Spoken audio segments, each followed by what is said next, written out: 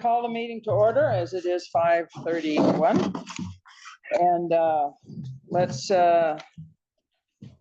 take a little roll call up here. So we have Diane Becker. Here.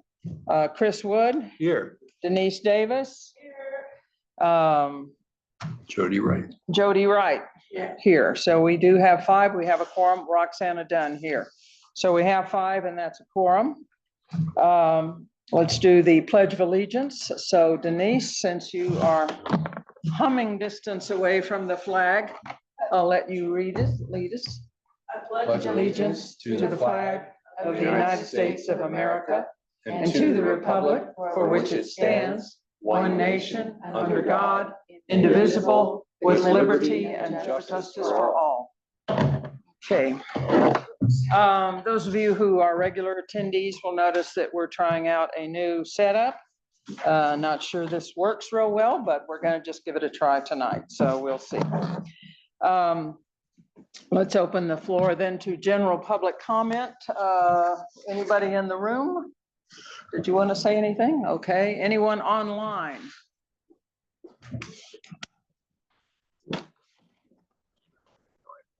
I'm giving them a second. We have no hands raised online. Yeah, all right. I'm seeing that. Okay, so we do not have any general public comment. Is Alexis here? No.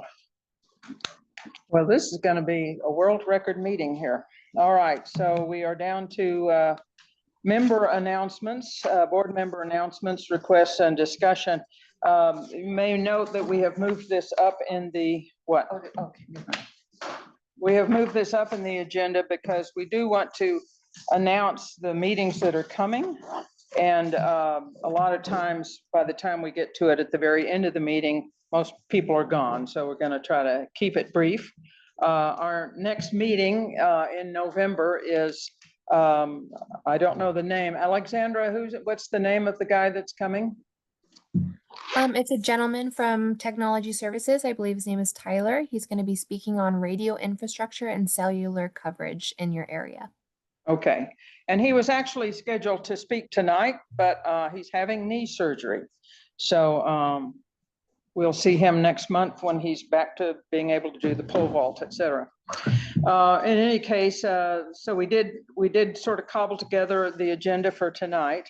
And one of the things that we want to do is review Sand Harbor, which I'll do in a little bit. Do we have anyone from police or fire? I actually have an announcement. I have an announcement. Oh, I'm sorry.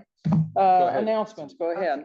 I wanted to remind all the attendees that on November 12th, TARPA has an advisory planning commission meeting on the new proposal to further increase the height of the buildings in along Tahoe Boulevard.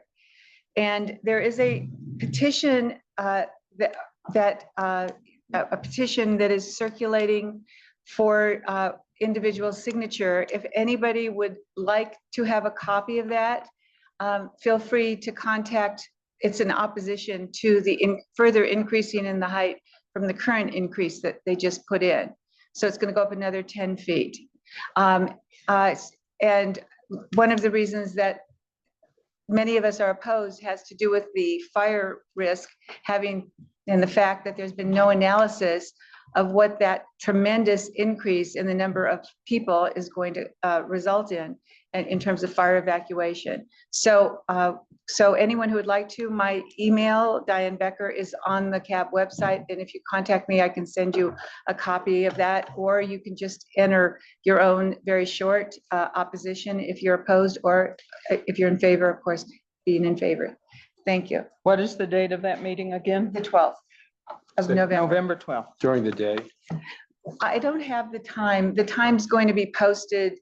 I think it's posted 3 days before. And which committee thing? The advisory planning committee. Okay. APC. All righty. I have. And I actually had another announcement too, but I'll go ahead and go to you. Yeah, I get letters as being a CAB member from the Washoe County Community Services Department. They sent one about a notice of public hearing November 4 at the Washoe County Commission chambers. It's a development code amendment. Sounds pretty boring, but it does things that could have an impact here in Washoe Tahoe.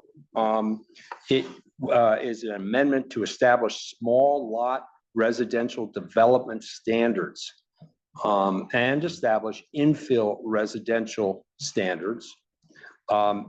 It asks to modify the maximum size of attached and detached ADUs, that's accessory dwelling units, from 50% to 80% the size of the main building. Oh, jeez. And thirdly, they are modifying the maximum floor area from 1,000 to 1,200 square feet for cottage court developments. Now, those are developments where a number of small houses are grouped together for privacy reasons around a community center.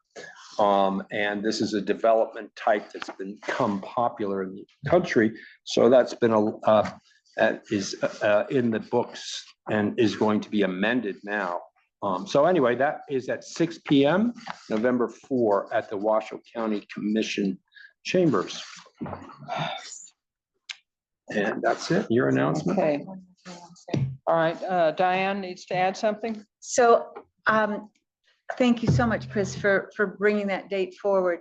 And again, this is another situation where we have not had any fire evacuation study, although it's starting to, at least they're doing the planning now, but we don't know the current evacuation population, and there's been no analysis of the increased populations that any of these activities, from the increasing so far up to 65 feet, the proposed new addition of another 10 feet, or all of these other activities, which will add many more people to the evacuation population.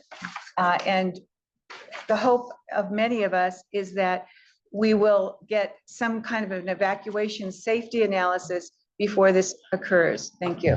Okay, thank you. I wanted to give, this is Roxanne, I want to give an update on what's happening with the evacuation study. I'm on the modeling committee, which is choosing software vendors for modeling fire behavior. So what direction is fire moving and how fast, et cetera. And then evacuation modeling. So how many people are moving and where are they moving, and that sort of thing. We've been looking at, we put out an RFP and we only got 2 responses from 2 vendors.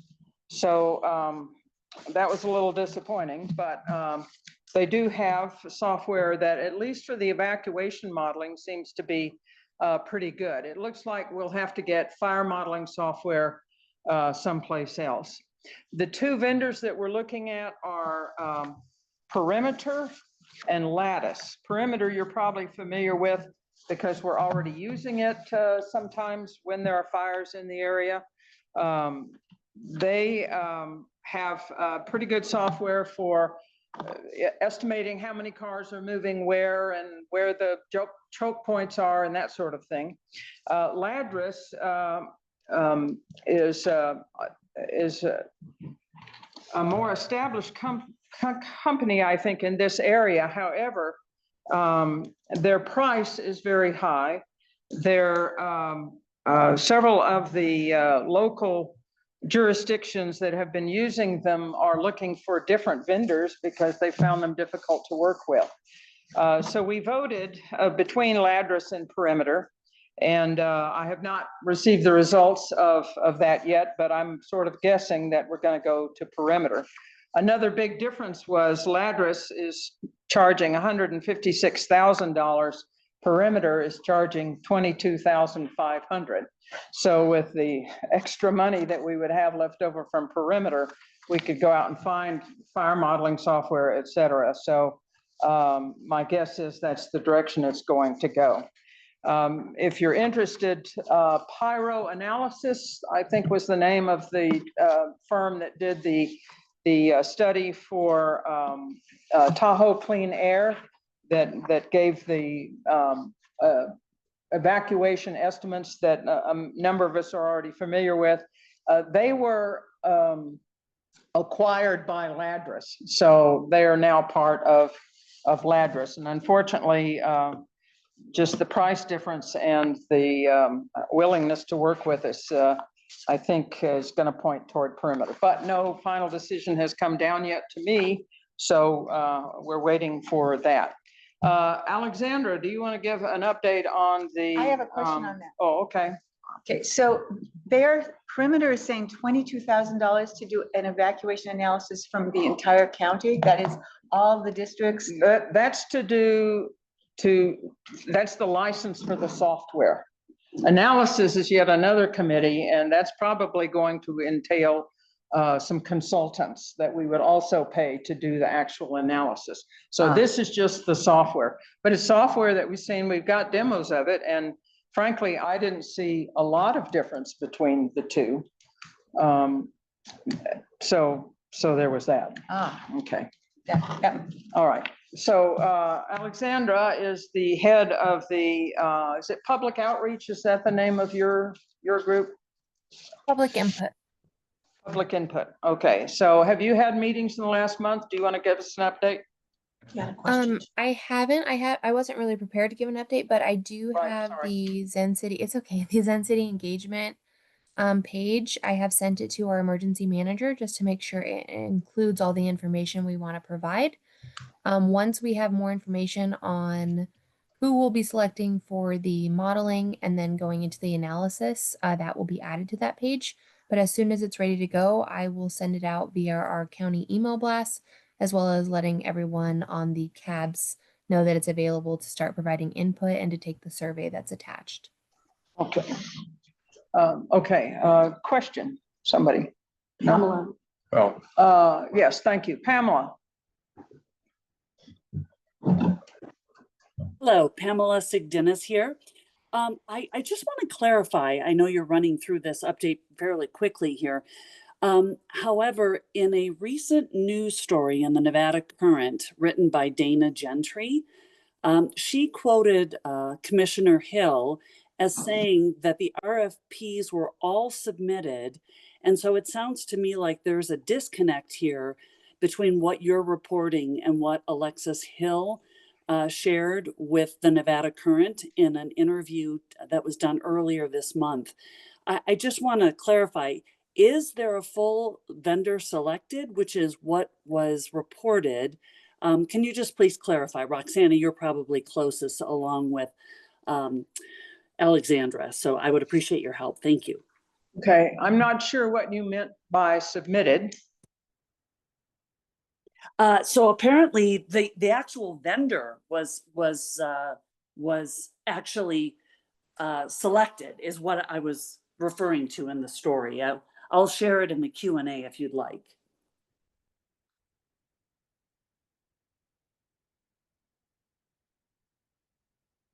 Can you hear me? Pamela, it looks like we lost audio and visual with the cab. Oh, I'm sorry. I was just no, gonna you're say, no, you're totally fine. They probably just need a second.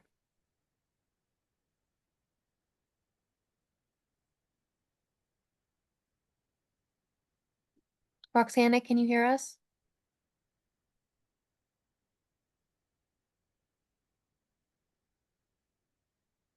Oh, there you are.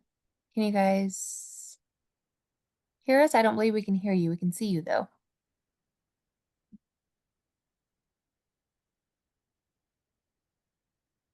by the way, just Alexandra, is Chair Hill on this call? Let me look at the attendees real quick. I do not see her on here at the moment.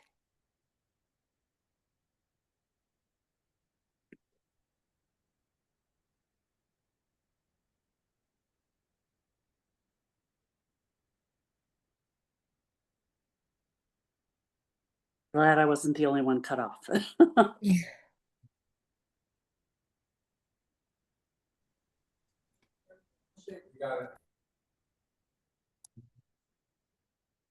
Oh, we heard you for a second and then it cut out.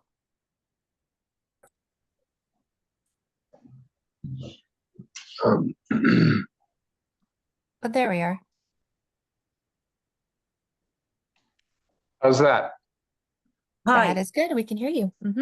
Okay.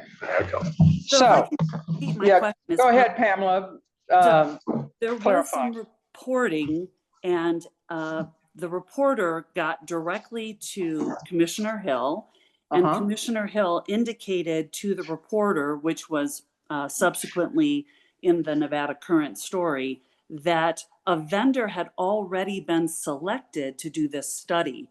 And that was a Okay. sort of a blanket statement for all of these various modules which you're describing right now.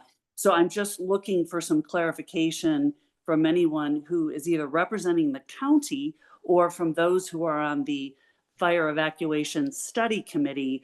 Where is the truth? Because Commissioner Hill indicated that the vendor has been selected, but that doesn't seem to jive with what you're sharing. Okay. Let me respond, and then I'm going to ask Alexandra if she has updates. We voted like a week ago. I want to say October 25th jumps to mind, that we submitted our votes between those two vendors. And again, those vendors are mostly for evacuation modeling. We really don't have fire modeling yet. We were supposed to get a response on how the tally came, and I have not received it. So I don't know if they're still working on it or if they have made the decision, and I just haven't not yet been informed. So I don't think Commissioner Hill is way off base. I'm pretty sure that the county has made a selection, but I have not personally been informed. Alexandra, do you know? I echo the same. I have not been informed as to who was selected. But if you, Denny or Pamela, if you're able to drop that interview or that link in there, I'll go ahead and look into it. Yeah, if you could. And the reason I ask is it sounds to me like the committees voted, but I'm just looking for some clarification. Who made the decision to select the vendor? That's where I'm trying to get to understand. In full transparency, I think the public deserves to know what exactly is happening behind the scenes. Sounds good. So again, just looking at evacuation modeling software, there were two vendors. One of them was expensive, has a reputation for not being real cooperative, and the other one is much cheaper and is cooperative. So my guess is it's going to be Perimeter, and that decision may have been made already. I felt like it was almost made in the meeting where we looked at the two things, but nothing official has been announced to me. Okay. Just a comment, and this is a discussion period for board members on these announcements. How do we do an evacuation study without knowing where the fire is going to be and having it modeled? Yes. So one has to be, they both have to be in place. I agree. Ladris said that they would add fire modeling for an additional $80,000. They threw several curves in. I don't want to go into all the details, but they had given an estimate that a year ago that was used when they went to the donor to ask for money, and then they dramatically increased the amount that they wanted for the fire modeling.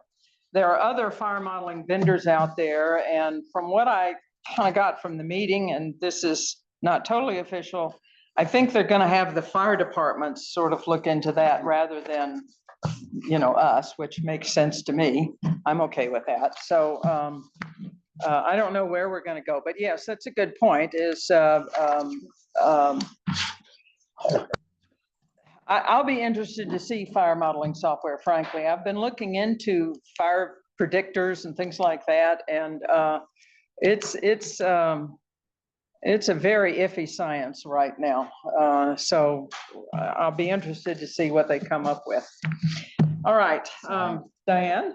So I don't understand how we can pick a modeling software until we know what we're going to ask them to model. For example, does this software, the Perimeter software, have the ability to predict what the increase in population will be in the future, or we already decided we're only going to do a current study. We're not going to predict anything about all of the new building.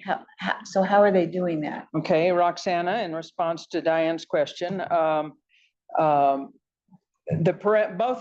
of the software packages we looked at have the ability to be updated. The population is manually updated. So how we come up with the population is yet another set of software. What they have been looking at, and I think are already using, is this software called Placer, spelled just like Placer, just to add to confusion. Placer uses cell phones to estimate where people are and where they're moving, how they're moving. And so it has, compared to the static model that I did when we were putting together the slides, this is a very dynamic thing that, has a lot of potential to it.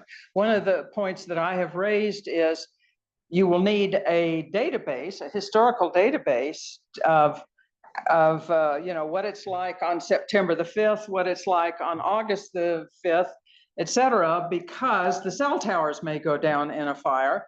And so you can't really use it real time. So hopefully, they're looking at that. Okay, but that didn't really answer my question. Okay, I'm I'm sorry. asking, are they going to do current population plus tourists plus workers? Or are they going to do current population plus tourists plus workers, plus the change in that we are now taking places where there might be 3 to 5 individuals on a parcel, and now we're going to have it be upwards of potentially 40 units. Well, it's probably more than 40 units now that the heights increase. So we're going to have significantly increased population. Are they going to do that, or have they decided yet?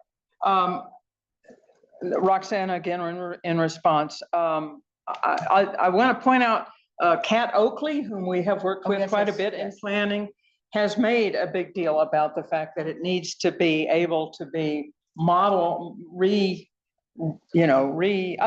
updated when we have population changes because of development, and potentially use it to model how many more people we're going to have as a result of development.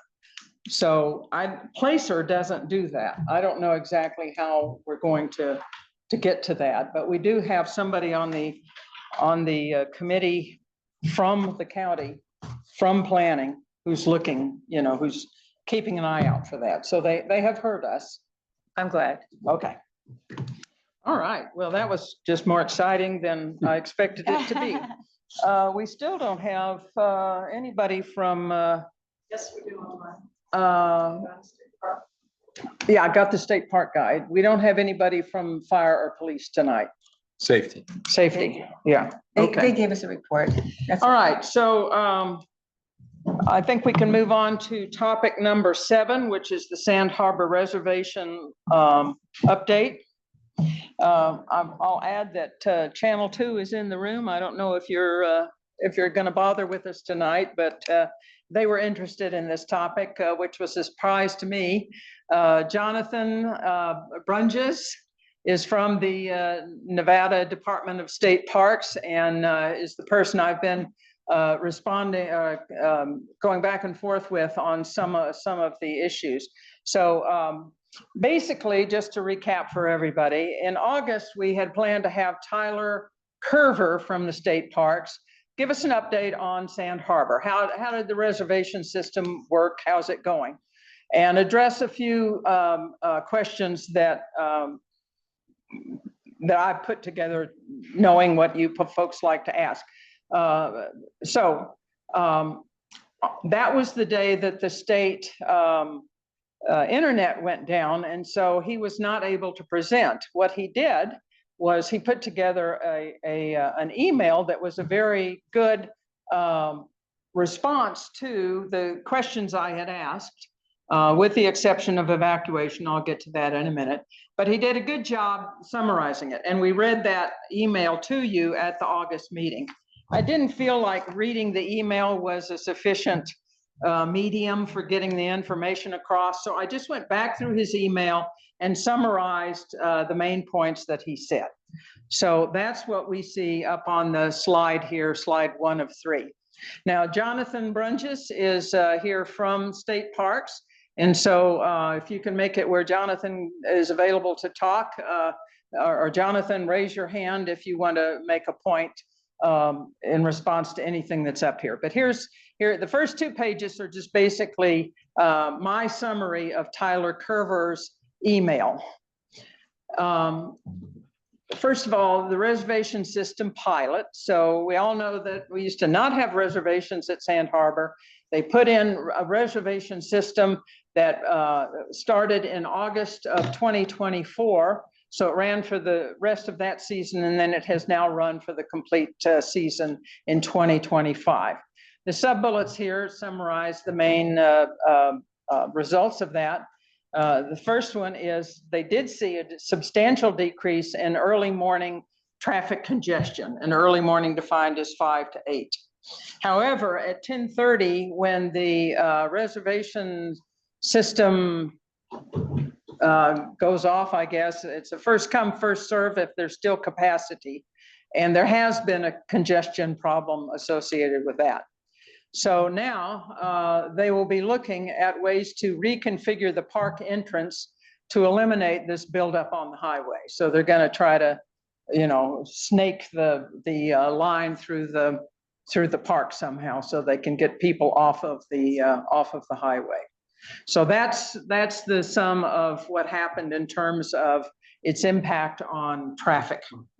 A question that is frequently asked is parking enforcement, because we know that up and down 28, there are a lot of cars parked off the road. He responded that the state parks vigilantly enforce parking within the park boundary, but they do not have jurisdiction outside, which I think we all sort of knew, but they are cognizant of our concern about parking. Okay, let's go to slide 2. Oh, let's go back to slide 1. Jonathan, kick in. Just a point of clarification on that parking issue. So, because it sounds like we're only inside the actual park itself, but the park boundaries where we have property on both sides of the highway, we actually have jurisdiction. So basically from Memorial Point, almost, to the top of the hill before you go over to Thunderbird Lodge, which we're not having any issues with parking through that area because our rangers are out there doing enforcement. Okay. All right. Okay, now let's go to slide 2.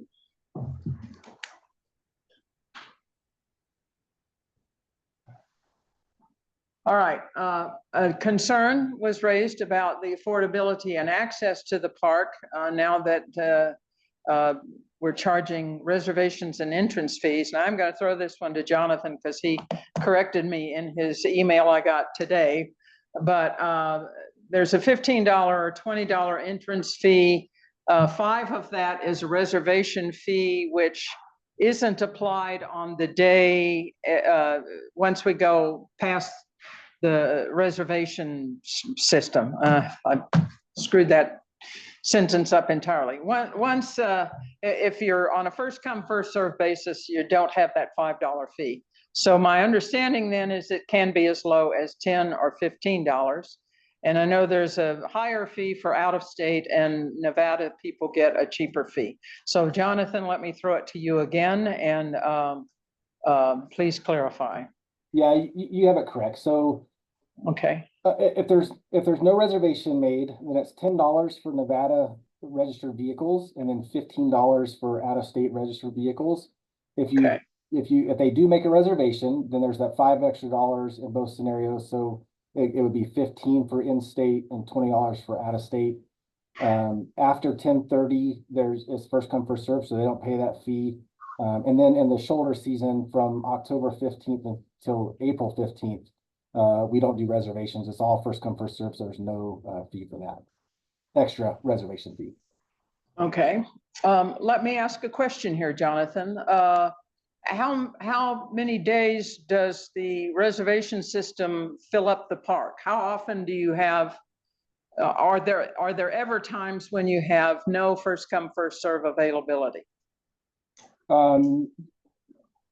That's a great question. And the answer to that is for most of the summer, from Memorial Day until Labor Day, we sold out 100% reservations. However, there's probably about 30 to 40% no showing for that reservation. And so that's what's allowing there to be first come, first serve on those days where we've sold out. Ah, good to know. Thank you. All right. So back to affordability and access. There are 2 free days annually. Mark your calendars if you're cheap. So the second Saturday of June and the last Saturday of September are free. And then there is a library pass program. You can check out a pass to the state park from the library.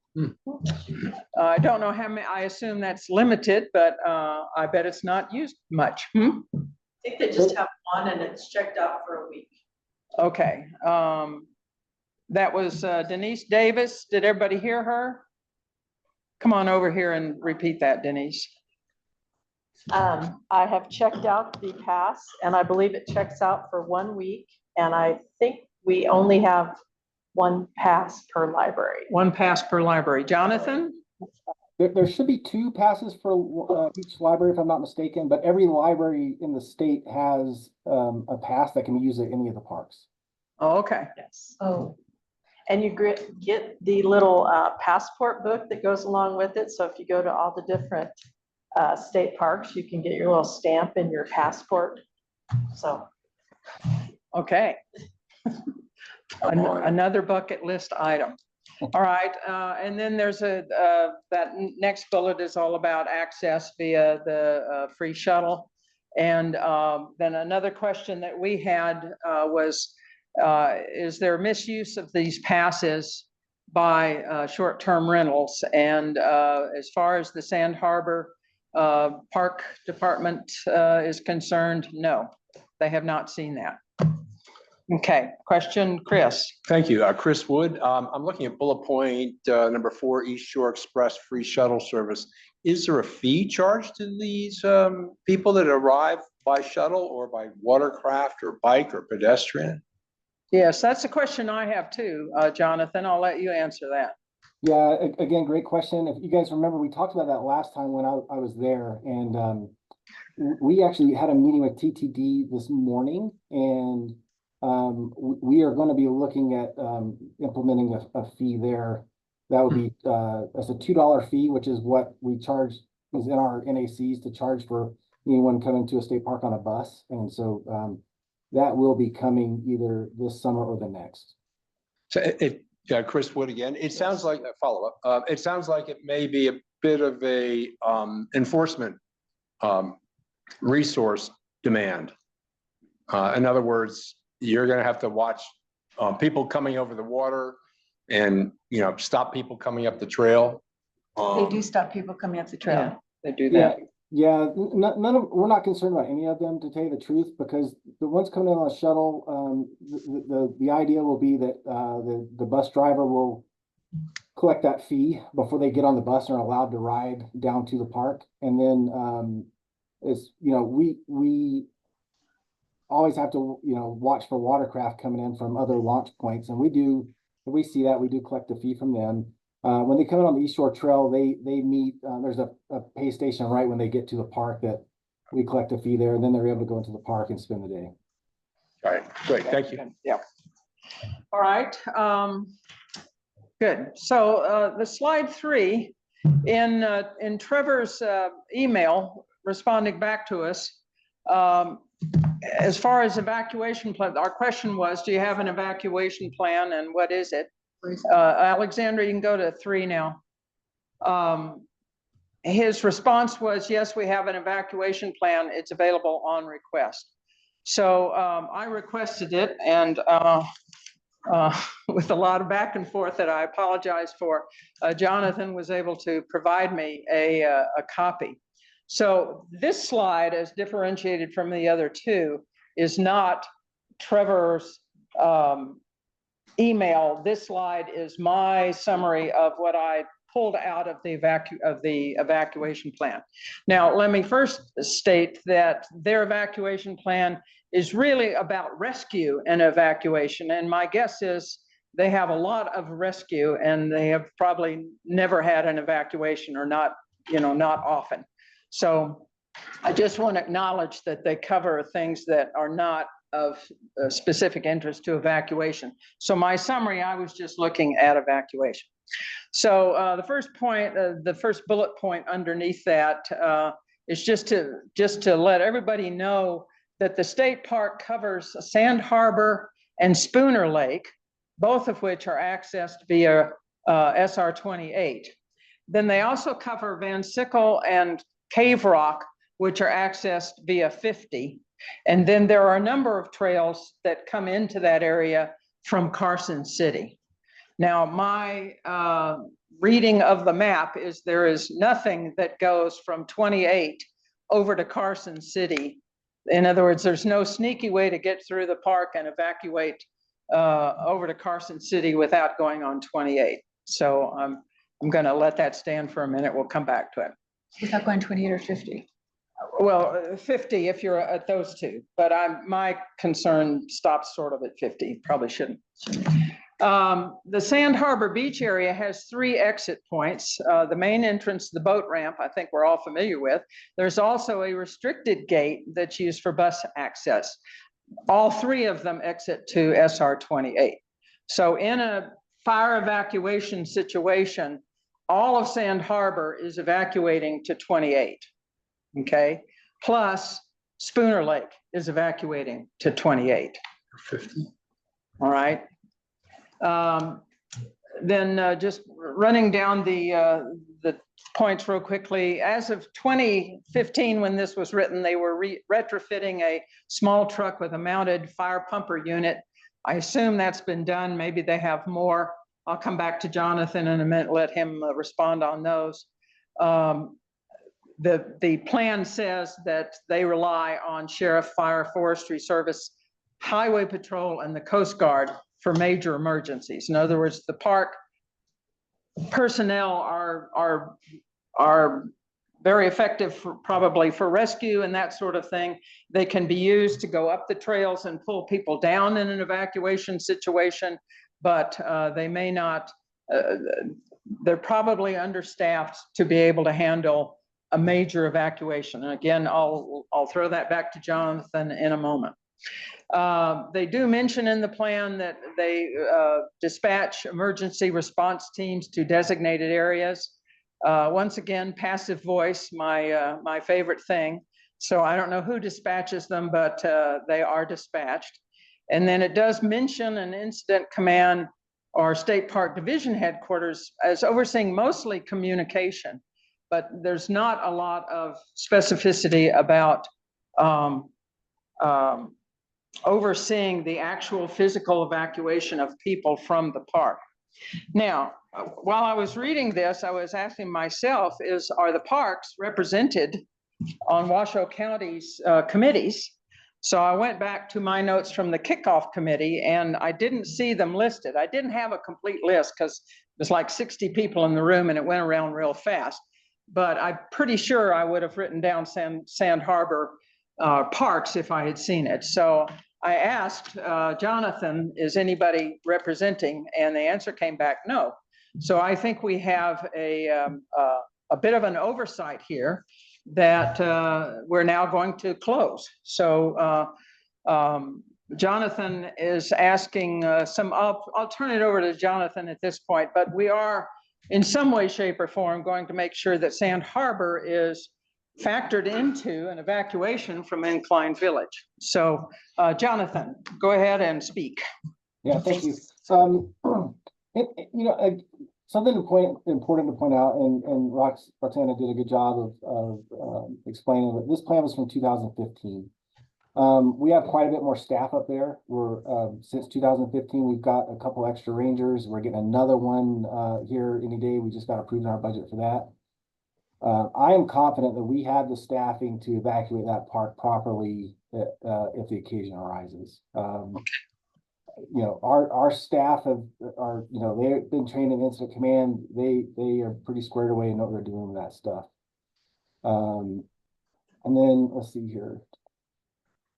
Yeah, and I mean, this is all, again, from our plan. We do have 3 exit points that can be used, that we can get everyone out of there quickly. And one thing that we do is there's about 350 cars there at a given time. Between those 3 exits, we can get people out quick, and we're certainly not going to let people stay lined up out on the highway trying to get into the park in the event of an emergency. I know some people had some concerns with the reservation system, and if there was a line out there of people waiting to get in and there was an emergency, we're not letting them stay. We're sending them down the highway as safely and quickly as we can. I don't know that rely on the sheriff and fire forestry is necessarily accurate. We work with them. We're dispatched through Highway Patrol, so we're in communication with all those resources, and have direct radio communications with all those resources.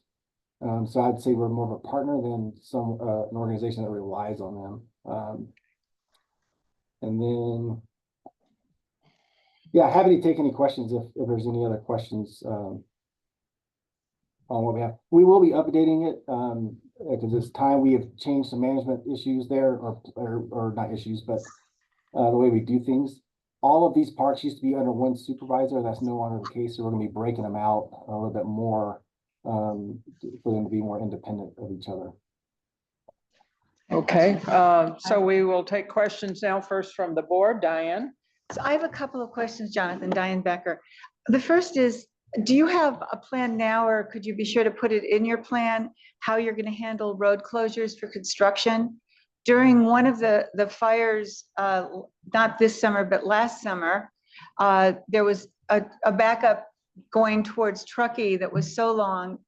I actually had to get to a store to get something that was prescribed for me. So I tried to go out through to Carson City, and then we hit the half-hour delay on construction because there was no coordination with closing down the construction on the highways or making it available for evacuation. So it took us over an hour and a half to get through on that side. I wrote to IVGID, and the then general manager of IVGID actually halted the construction on that street during the fire emergency so that there could be traffic 2 ways. And I think Sand Harbor should think about adding that as one item in their emergency plan, which is to contact any construction. We know the next 2 years, I guess we have Nevada State, one of the Nevada State, I don't know if it's NDOT or someone will be doing construction there. Is that something that you think would be worthwhile? Yeah, we can certainly put something like that into the plan. At the end of the day, it's going to come down, I mean, a lot of times it's an independent contractor or subcontractor doing that construction work. It's not NDOT itself. And so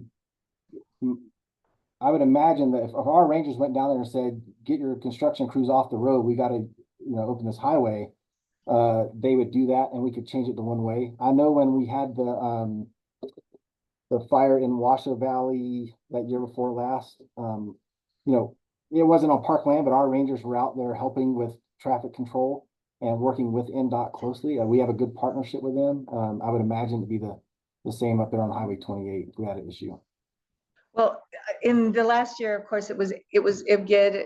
I'm suggesting more that you make it part of, if you really thought it through, it's pretty easy to have communications going. That was all.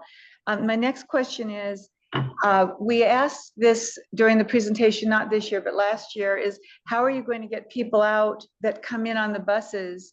And we were told that, that was something that was going to be looked at, because obviously if you have, I don't know how many buses come in a day, but they come in rather full, at least certainly during July and August. So you're going to have all these people stranded there with no ability to get out. So I think that is something that you should be looking at and adding to whatever plan you're doing. So that, even if, in any event, I mean, I don't know how you're going to get a bunch of buses in there additionally when everyone's evacuating from Incline Village, but to figure out how to evacuate those people. The other thing was that I wanted to raise is from the standpoint of Incline Village, there's been a lot of people who have requested that Highway 28 be closed for parking or parking on one side, because all the people who park and the rear ends of their cars or the front ends are sticking out into the road. It's just, in an emergency, it's a disaster waiting to happen.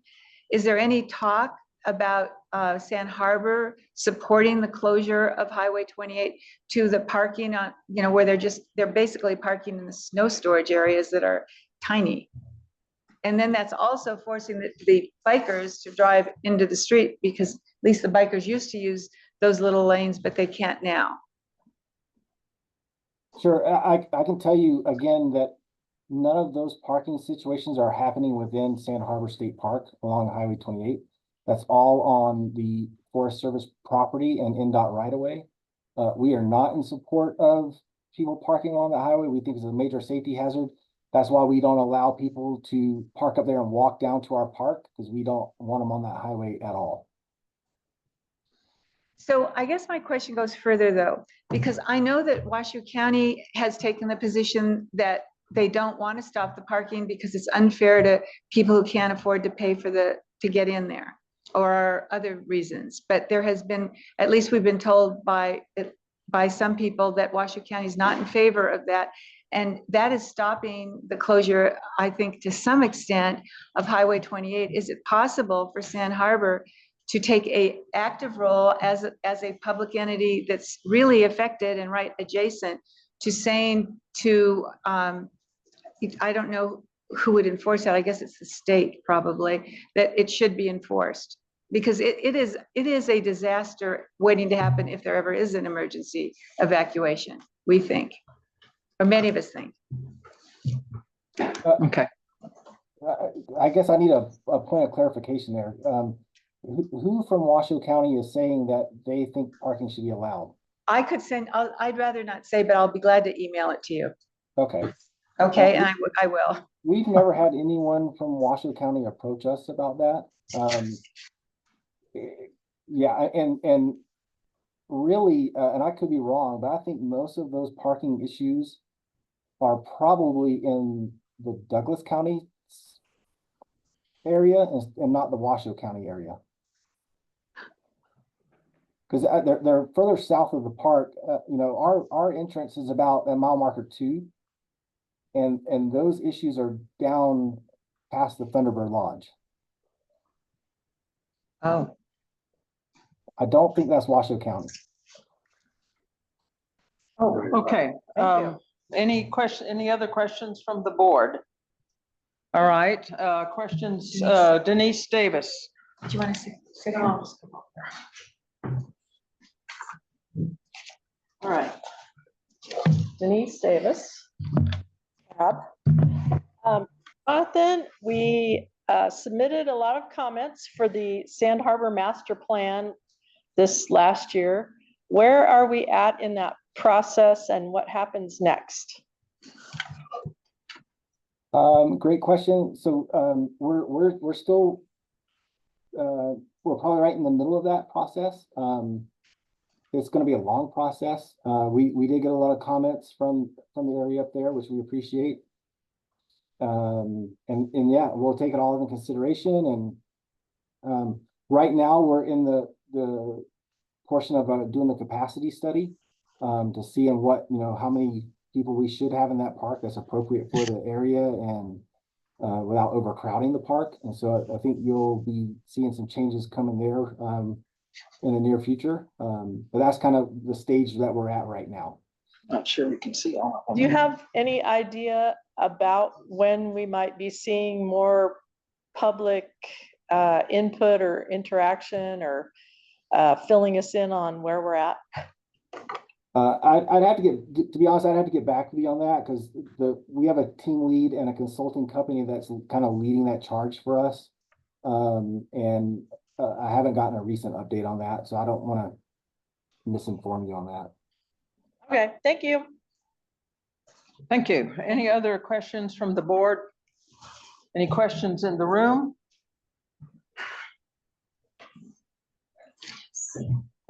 Hi, Jonathan.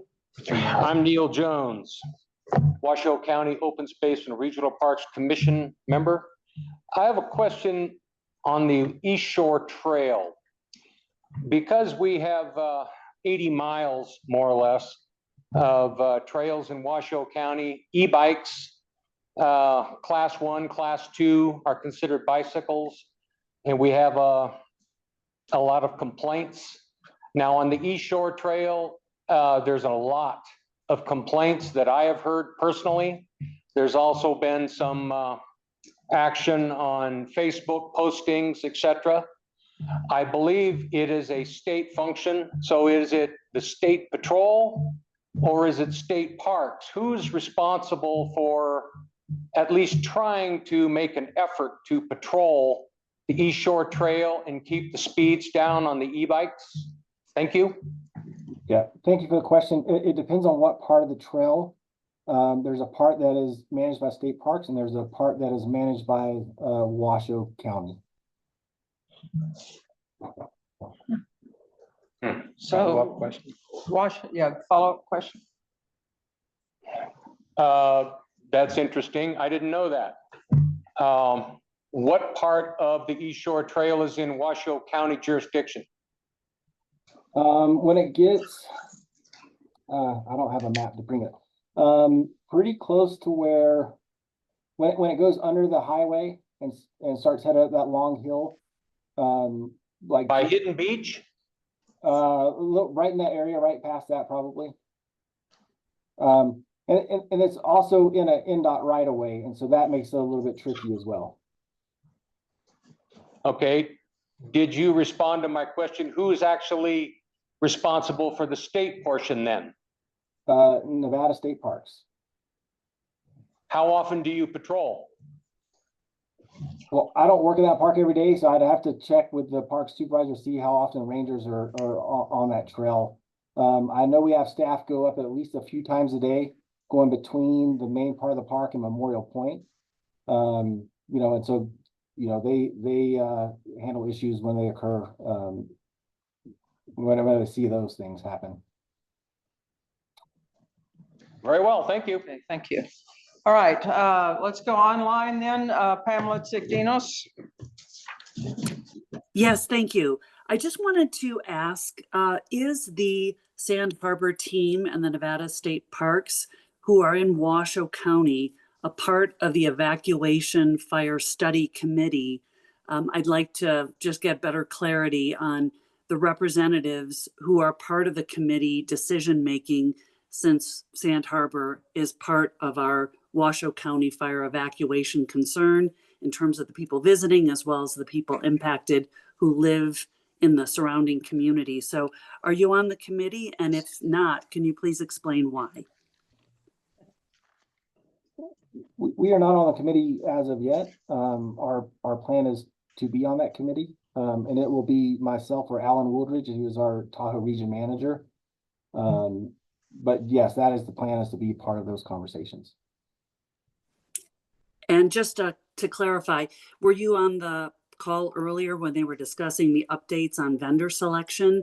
It would seem to me that you would have a real strong stake in making some of those recommendations. So I'm a little concerned that you're not yet on the committee, but decisions are already being made. Thank you. I came into the call in the middle of that conversation. And for clarification, we do rely on the Department of Emergency Management. Also, we're in contact with them and they help us with that. And you know, but we will make sure that we're in those conversations and properly aware of everything that's going on. Okay, so, all right, thank you. And Jonathan, thank you so much. Jonathan was not officially scheduled. He agreed to come, or he volunteered, I should say, to come when he and I got into this discussion and when we realized that parks were not represented on the committees. And so he's really stepped up and we appreciate that very much. And thank you again for your time tonight. You were very helpful answering some of those questions. Thank you, John. And I, thank you, and I appreciate you guys having us, and anytime, we're happy to answer questions. We would like to have that opportunity instead of there being any misconceptions or anything like that, and you guys have been great and supportive, and so thank you. You bet. Thank you. Thank you. All right, our next topic is looking at 2026, what topics we would like to discuss. And so I have some slides just to kind of bring everybody up to speed on what we've been talking about the last couple of years. So Alexandra, if you can go ahead and put that slide set up. Oh. Oh. Okay, and let's go into, yeah, there you go. So this is just a summary of what topics we went over in the last 2 years. The things that are highlighted in yellow were where we had speakers from the county. The things in kind of gray are speakers from TTD, and then the one in blue was TRPA. So, and there should be in November, the guy that was supposed to talk tonight about cell coverage will hopefully be coming back. So we'll have one more Washoe County. We haven't heard a lot from Washoe County this last year. I didn't realize that until I put this together. But just kind of, I don't want to read this to you, so just sort of muse over this for a second, see if there's anything that is something you really want to come back to. I guess mobility hub. Invitation to, Chris was speaking, invitation to the audience to speak up, I think. No, not really. It is on the next slide. So what says here, inviting attendees to share ideas. That's on the next slide. Oh, so hang in there. Okay. So this is just what we went over the past 2 years. You've had a chance to look at it, I hope. So let's go ahead and go to that. How do we get a copy of that? Page 2. You can go to the county website. I'm sorry. Is it up on the web Yeah. for this meeting? Thanks. Yeah. And actually, for the last slide, which is the one you're interested in, I have copies. All right. So what's in the queue? In other words, what we've already scheduled and or put out invitations is on this page. So on January 26th, TRPA is going to come talk to us about the Federal Transportation Improvement Program known as FTIP. This is a program where you can apply for grants. We have not had any grants in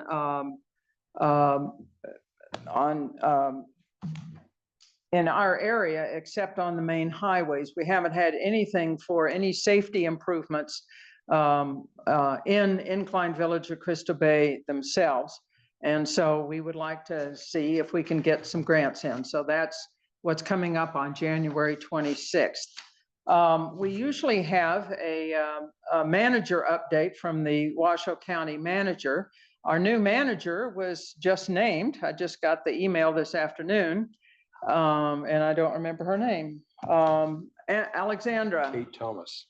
Kate Thomas. Okay, so she was one of the two, what do they call them, assistant managers? Correct. And has been promoted into the full manager spot. So hopefully she will agree to come back and speak to us one time next year. And then the other things on here are just things that we have been looking at. So let's go to the next slide because that's really the key slide. So here are a number of topics and who we would be talking to. So look through here, and then at this point, if anyone wants to add a topic to this list, in a moment, we're going to take a very unofficial poll. I'm glad Kevin isn't here tonight to to critique our poll taking, but we're just going to get a kind of a show of hands kind of things about the various topics. So does anyone out in the group or on the cab want to add anything to this? I'll give you a minute or so to look through that list. I do have some. Okay, I'll get back to him.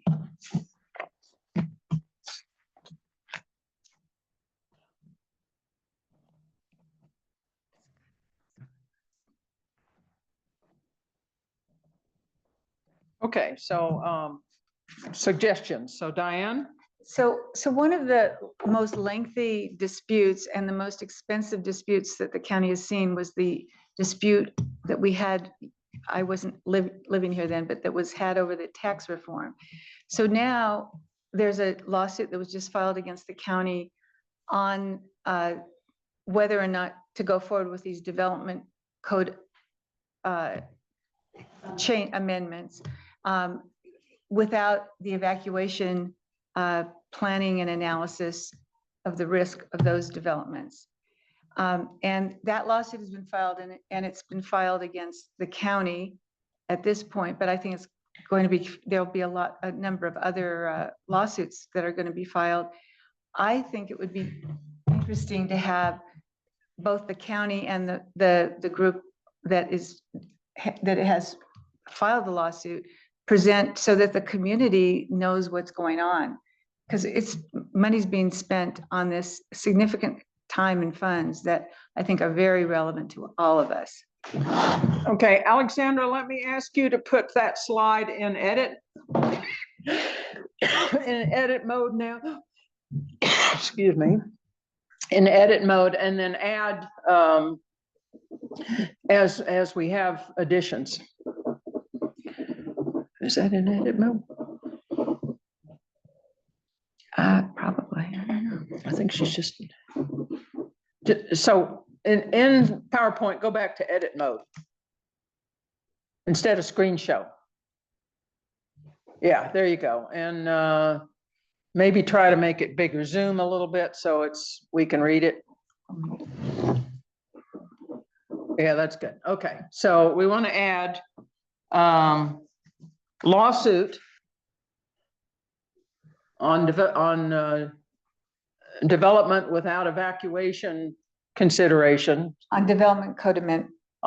Lawsuit on development code amendments. Without.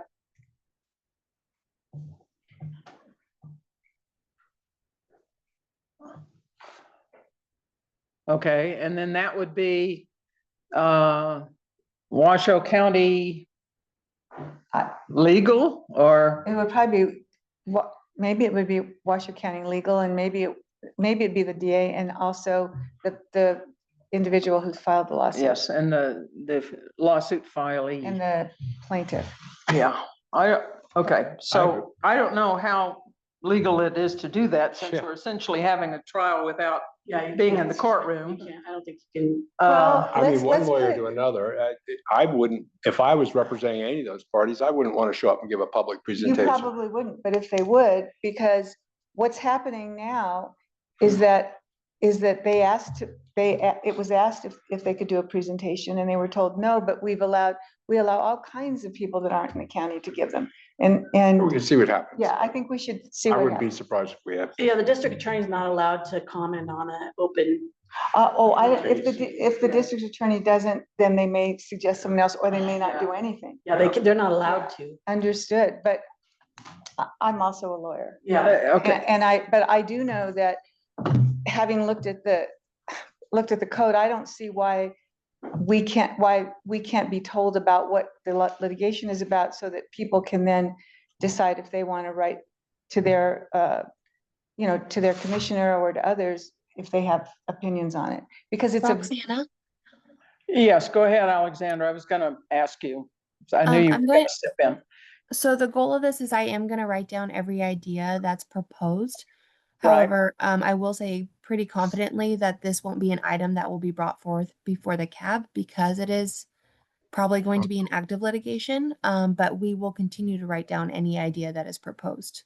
Okay, So- and I'm sorry, let me, I meant to lead off with a disclaimer here, and that is, when we do the voting, it'll give us a sense of where your interest is. It does not mean that we are able to get all of these people, and we certainly are not likely to get them in priority order. right. It may be that we get the last guy on the list because they're available on a short notice thing or something. Exactly. In any case, so this is just for Alexandra and myself to be able to try to put together CAB agendas that you folks would be interested in. Okay, so we have that one. Anyone else in the room want to add anything. Well, wait, then Yeah. I think that could be also changed to a presentation by us Uh-huh. to the county on thoughts on the proposed development code amendments. I mean, Okay. you know, if you, everything up there is important. I mean, everything. But if we keep getting more and more people here before we Yeah. do our fire evacuation analysis, it's a risk. Yeah. Okay. The clarity, Chris would, if I could just comment on this last proposal, interesting, but maybe it has to be formulated a certain way. I mean, is the CAB going to take a position on the development codes and speak, or is individual members going to speak their views on the development code amendments? I think we'd have to figure that out, but if you look at what the code sets up our citizen advisory board for, is to give input from the community to the county. And it is more significant to get it from the CAB, obviously, than from an individual. So if the CAB may not have an agreement, because there's 5 members. So if the CAB has no agreement on it, but the community gives us feedback that they want us to give. So it really depends what happens, I think. I would, if I could follow up, I would just say, I think it ought to be community members speaking, and the CAB, I don't even think we're authorized to take a position or on something like this. But we've been around that block Yes, we have before. been. So this is Roxana. I know on several occasions, we have gathered input from the community, consolidated it and submitted it. Yes. All right. And That is not necessarily saying that the CAB as an entity is promoting this. It's just saying, here is the community feedback that we collected at our meeting. With the presentations we did 2 years ago to the commissioners, we did actually go through it and agree to what we would be putting forth as a CAB. And so if this got to that point, I think we would have to do that again. Put it together as a presentation and, go over it, hopefully not 10 meetings like we did last time, but at a meeting or two, and then present it in whatever form we have available to us, which is not that much either. But right now I'm thinking this is probably more that, collect the feedback, consolidate it, submit it. Yes. Okay. And that's probably what we can do with that lawsuit thing. I really doubt that we can have a Perry Mason thing going on here in the CAB meeting. Okay, any other additions to this list? This is Jody. Not a topic, but I have some additional people to add to the workforce housing. Oh, okay, excellent. There's some other groups in town that are doing really hard work on that subject, including a couple communities of faith, and the IBCBA is very involved in that, as is Sierra Community House, as is Tahoe Family Solutions. Yeah. So there's a bunch of people tackling that issue. Yeah. Okay, So Matthew Fleming is also a housing. okay, Denise Davis, speak loudly or I'll just, Let me just repeat it. Matthew Fleming. Matthew Fleming is also a housing, okay. represents a housing group. Okay, so this Do you is know the name of the housing group? Matthew Fleming representing. Northern Nevada. Matthew, what's your, Oh, he's here. Oh, he's here. what's your organization called, Matthew? I want to say it's NNCA, but I don't think that's right. Good evening, everyone. It's Northern Nevada Community Housing, and thank you very much for mentioning us. And we look forward to working with all of the groups that are there to tackle this huge need. Okay. And I think Sierra Community House as well. Yeah. I thought I had those listed when I put this, but maybe not. So this is Roxana. This is one that actually was also on that, in the hopper list, because in April or May of 2024, the newly instituted director of Reno Housing Authority came and talked to us. Her name was Dr. Hillary Lopez. And at that point, they had just extended the jurisdiction of the Reno Housing Authority to include all of Washoe County, which included us. And so we have made some attempts to get connections between the Reno Housing Authority and like the Tahoe Family Solutions, Sierra Community, the you didn't get it up there, but the is it St. Patrick's? St. Patrick's. St. Patrick's They're starting a Episcopal fund Church. called They, the Sally Fund, and it's specifically to assist with housing. And they Okay. Kick it off in November. all right, that's Jody Wright speaking there. Jody Wright, apologies. Yeah, we've been terrible tonight. Except for me, I've been pretty good. You're always good. Okay, so anyway, back to me, Roxana. So this was one I really want to see, and I don't think we can have all these people at the same meeting, but I would like to see both the Reno Housing Authority and at least some of these local groups giving us an update on have they gotten it together, are some programs happening, and to me, this would be a big win for the CAB that something actually happened as a result of our meeting. So that one is a hot one for me. Could I ask a question Okay. on that? Yes, Would Diane you- Becker? Diane Becker, I'm sorry. Would you, Usually don't. would you, I don't know the answer to this. I think the CAB members need to think about it, but we should tell them. Do we want to know about what's going on in the entire county, or do we want to limit it to Incline Village, Crystal Bay? Because one of the things that happened with the presentation on cellular, nothing was happening up here. So we got an almost half of a meeting on what was happening in the Everywhere rest, else, everywhere yes. else.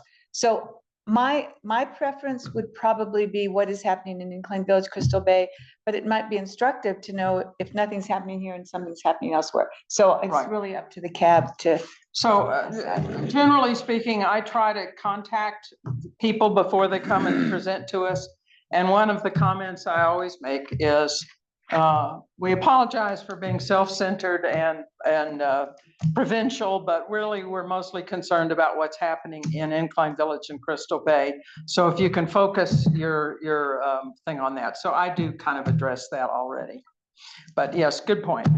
All right, anything else? Any additional topics? Because I do want to move on to the voting before people go. Okay, from the online, anybody want to add a topic? All right, here is my Kevin Lyons not approved survey here. I'd like everybody to pick out 3 things that would be their top 3 and vote on all 3.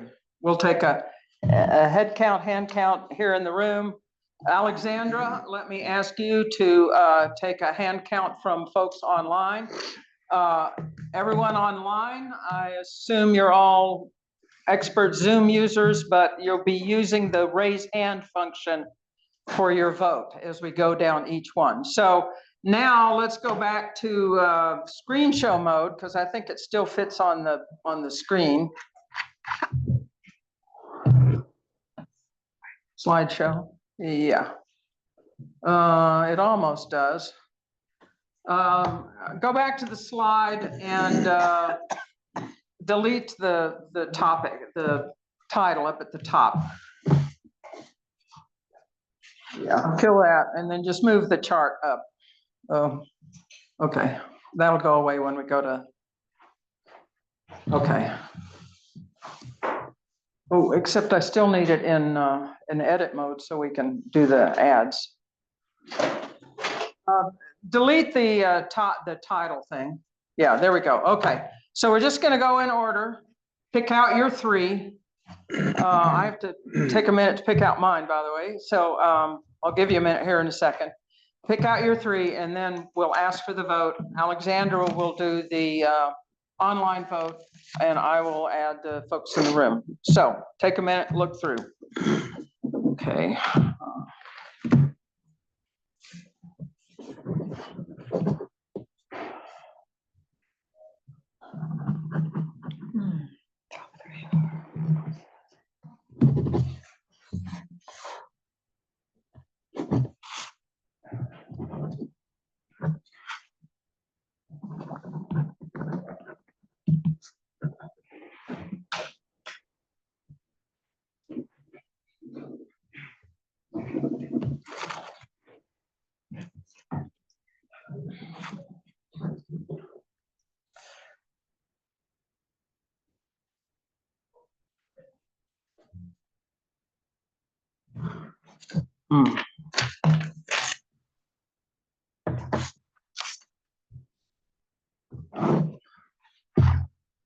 All right, before we vote, Alexandra, do you know if anything is happening with the mobility hub?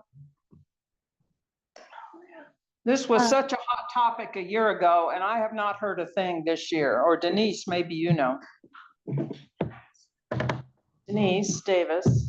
I believe it is still on the TRPA long range planning, not necessarily the location that they were focused on before, but just the general idea of a mobility hub. Okay, so there's no meeting coming up sometime soon to choose. Not that I know of. Okay. So Chris, did you misspeak? You said TRPA. Did you mean TTD? TTD, sorry. Okay. Yes, okay. Well, TTD is technically part of TRPA, but yes. Okay. Yes, I did mean TTD. That's my understanding, but I do believe it's still on the long range big plan. Okay. Is everybody ready to vote? Try not to cheat, only 3.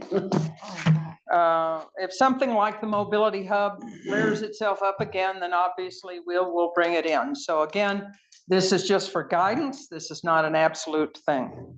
All right, so on evacuation, how many people want to vote for that?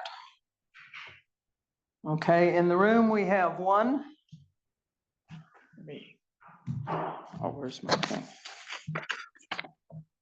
And online, 2. Okay. All right, so 3. Good. Short-term rentals.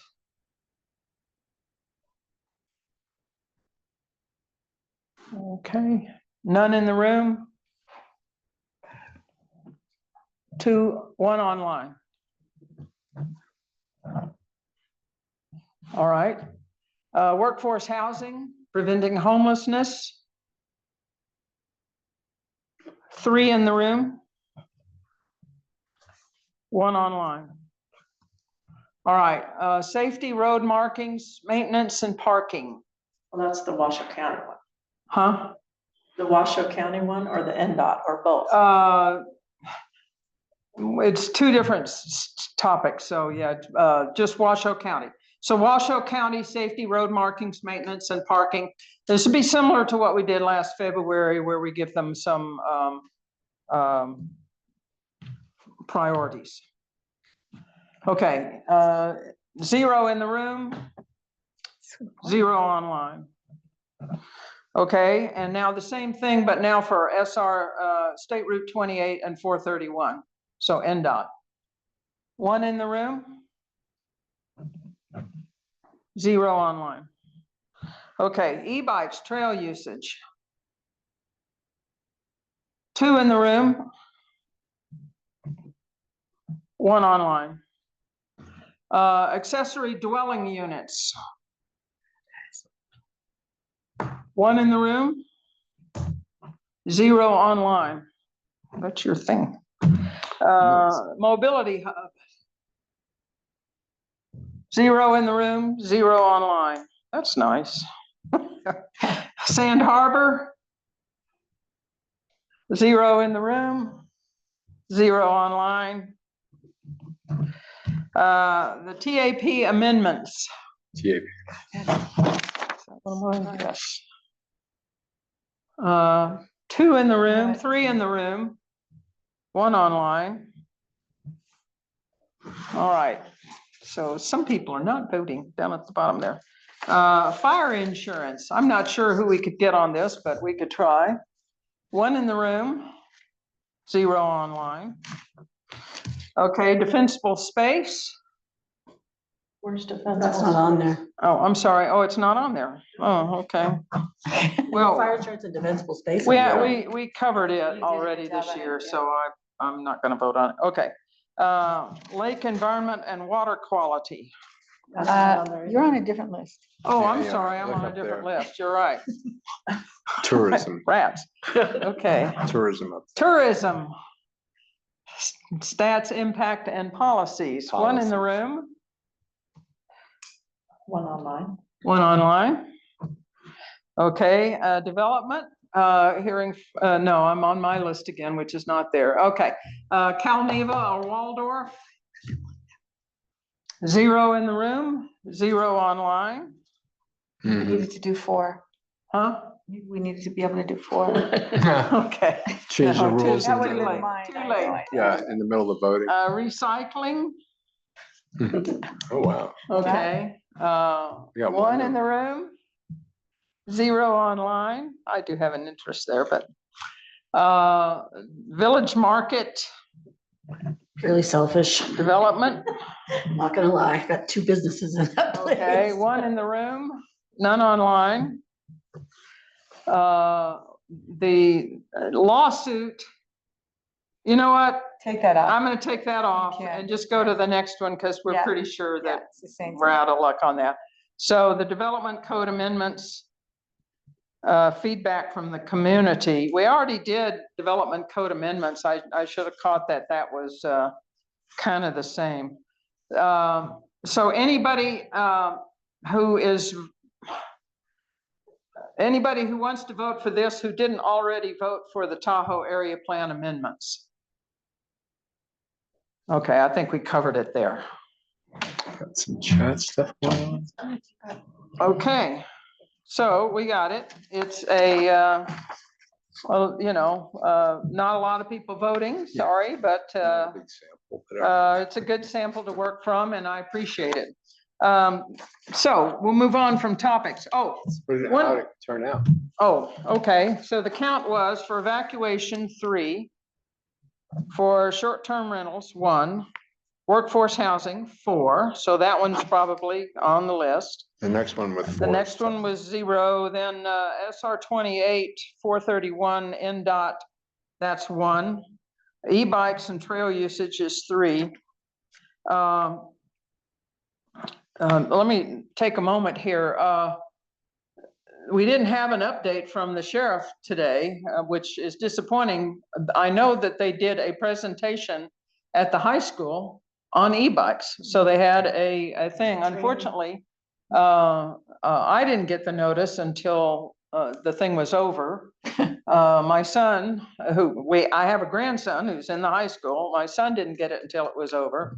But then my daughter-in-law, who's more on top of things, said, no, they did announce it earlier. But anyway, did you go? I couldn't go, but Okay. we did push it for them before, well Okay. before the event, so. Well, I would like to know how it went and I'd like them to do it again. Then the TAP amendments is 4, so that's another hot one.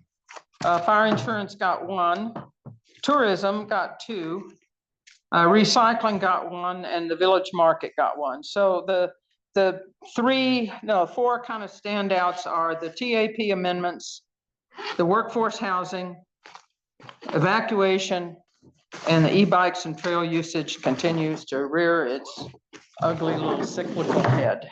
All right. Now, Alexandra, I meant to ask you to give us a demo on this. So since I didn't remember to do that, next meeting, would you give us a demo on that place that people can submit suggestions for topics? Absolutely, I can do that. Okay, so at our next meeting, we'll do that and maybe we'll give the result of this. But this would be very helpful for us for next year. Now, did you want to go over the calendar for the remainder of 2025 and into 2024. What Six. comes after? What comes after 5? Yes. So, So before we go to 2026, we should probably, did you do one for 2025? So, I did not for Okay. the, so um, just basically, the 4th Monday is the Monday of the week that contains Christmas. And Thanksgiving. If we had a weekend in between, I would go ahead and try. And Thanksgiving. I know Thanksgiving is, Yeah, we couldn't do both of them. Yeah, I'm just saying. it's- Yeah, I'm not happy about that either. But we're just gonna skip December. So now we're looking at dates for 2026. Okay, I think So- we can skip December next year also. Are we skipping this? year? we're skipping December this year. We can probably skip December next year. Yes, Denise Davis, I propose we just skip December of next year since it's right after Christmas. Okay. It's the day before my birthday. You don't want to have a big party for me? And again, the November meeting will be Oh, days geez, yes. before Thanksgiving, but that's just How close is November 23rd to the Thanksgiving? Monday before It's the Thanksgiving. Monday before. Is that possible to move, Alexandra? Can we do it on we the can- 17th? 16. we can move it. However, there is other cabs that also meet on the 1st, 2nd, 3rd, and 4th Monday of the month. And so it's Well- difficult to move it to another Monday. For example, There's- this year, it will always fall during the week of Thanksgiving because Thanksgiving is always the 4th Thursday, and you guys Right. will always meet the 4th Monday. Jody, right? There's a 5th Monday next year. So if we did it on the 30th, that's a Monday Yeah, with no Wait. other. yeah, and without December, that makes sense. Yeah, Okay. but, well, the only problem, I don't have a problem with that, except that to me, November 23rd, if you're working full-time, it's more likely that you will be here in town the 23rd and less likely on On the the Monday 30th. after 4-day weekend while you're traveling. I I don't care. But I think that, Nobody at this table works full-time except Jody. I Yeah, was thinking that, Denise Davis, I will just say that historically, when we've moved our meeting to a different date, no matter what. we've had 0 attendance. Yeah, So, but we don't have a choice on the Yeah. 23rd, we could still do it. 10-month-a-year cap. I ought to do one in November because we're not doing one in December, so. Yeah. Yeah, that's the So problem. is that- whichever day is. So why not stick with the 23rd and just And just huff it? let it be. Yeah, Okay, perfect. Put something down. all right. So we're gonna stay with the 23rd on November, Alexandra. Okay. We're going to cancel December 28th. Okay. We'll have my birthday party at some appropriate bar or something. You're gonna throw a party at your place. Sounds good. So, on this list, I did want to also mention, as you guys have seen on there, on May 27th. So Yeah, that is actually a Wednesday because generally we try not to have meetings on Tuesdays because of the BCC. Also that Monday is Memorial Day, so we moved that. Oh. so it's the Wednesday before Memorial Day? It's the Wednesday after. The Wednesday after, okay. All right. In addition, this is just a preliminary list. I will say that next year is an election year. And so I will send these dates to the library just to make sure that these dates are okay and they don't Right. interfere with early voting or anything like that. Right, You know, the 28th of September and October 26th. yeah. Yeah, I'm not kidding. this is what happened to us last Alexand- year and it just was killer. Alexandra, Denise Davis, Mhm. we could possibly use the community center next door to the library. Yes, or do an all online. Okay. Who is, do you know who runs the community center? The library. Well, Okay. they unlock and Do they schedule? I believe the scheduling is the library, but I can find out for you. Okay, Okay. So good. all right. Well done, okay. 2026 in the bag. All right, approval of the minutes, item number 10. Everybody had a chance to look at those. we are caught up. Thank you, Chris, Wait a for We didn't do doing nine. that. Thank Alexander. Neighborhood Oh, development. I'm sorry. Neighborhood development. Anything happening there? No worries. I don't have an update at this time. Okay, well, there you go. See, I just intuitively knew that. All right, approval of the minutes for August 25th and September 22nd. Hopefully, everybody did have a chance to look at it, get your inputs to Chris. And thank you again, Chris, for that monumental job that you do for that. Can I have a motion to approve August? Okay, Chris moves. I'll move to approve, Chris Wood, move to approve August 25 and September 22 at the same time, unless there's discussion. Okay, I second. all right. Anyone have a problem with that? All right, so all in favor? Aye. All right, then it's approved. General public comment.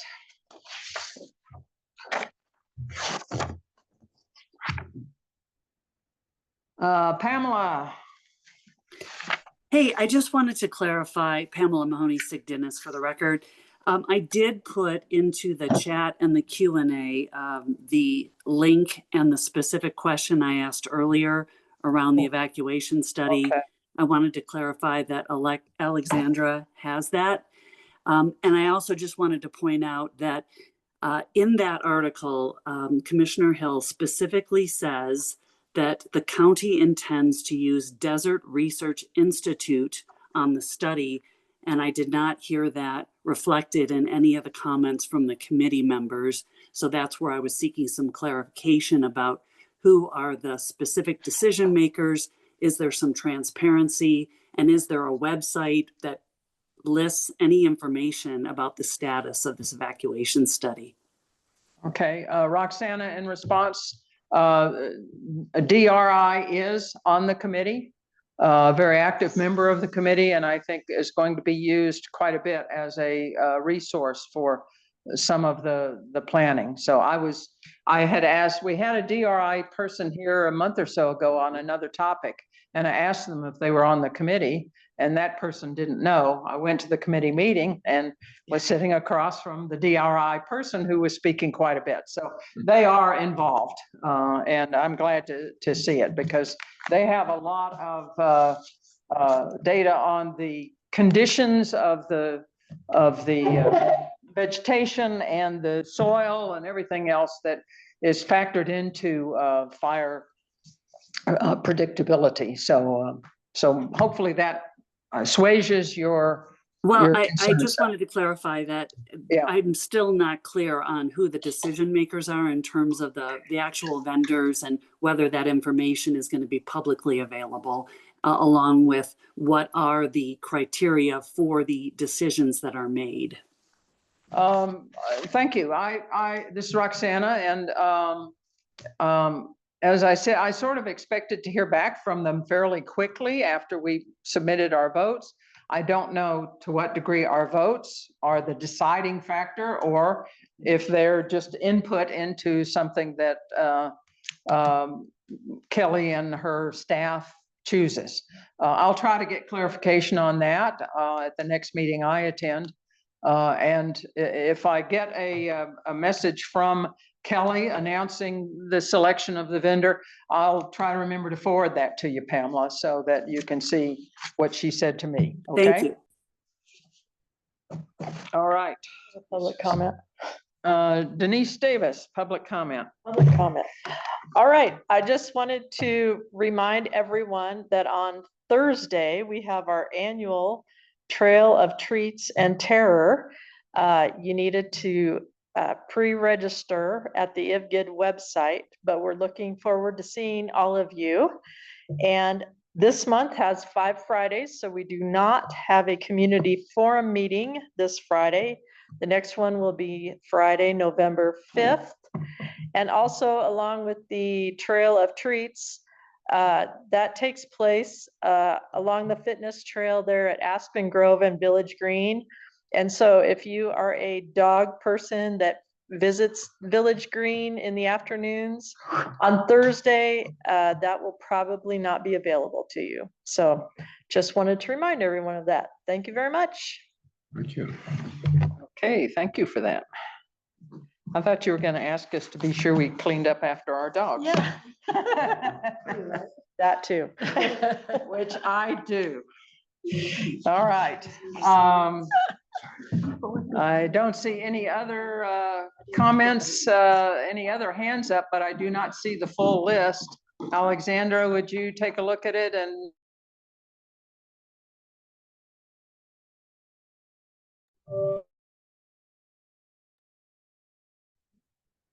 I don't see anyone else's hands raised, but I believe we lost connection for a second.